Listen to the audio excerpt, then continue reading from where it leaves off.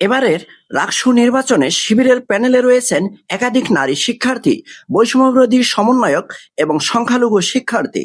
বাংলাদেশ রাজশাহী বিশ্ববিদ্যালয় কেন্দ্রীয় ছাত্র সংসদ রাকসু নির্বাচন আগামী 16 অক্টোবর।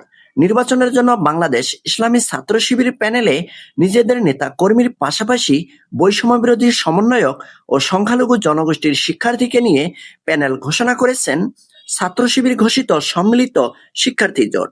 শিবিরের এই ইনক্লুসিভ প্যানেলে চমক হিসেবে রয়েছেন একাধিক নারী শিক্ষার্থী, যেখানে ছাত্র শিবির প্যানেল থেকে সহ সভাপতি ভিপি পদে প্রার্থী হয়েছেন রাজশাহী বিশ্ববিদ্যালয়ের শিবির শাখার সভাপতি মোস্তাকুর রহমান। সাধারণ সম্পাদক জিএস পদে লড়বেন বৈষম্যবিরোধী ছাত্র আন্দোলনে রাজশাহী বিশ্ববিদ্যালয়ের সাবেক সমন্বয়ক ফাহিম রেজা এবং সহ সাধারণ সম্পাদক এজিএস পদে প্রার্থী হয়েছেন সোশ্যাল স্টুডেন্ট নেটওয়ার্ক নামের একটি সংগঠন বিশ্ববিদ্যালয় শাখার সভাপতি সালমান সাব্বির। এছাড়া বাংলাদেশ ইসলামী ছাত্র শিবির সমর্থিত সম্মিলিত শিক্ষার্থী জোট প্যানেলে রয়েছেন নারী প্রার্থী 3 জন।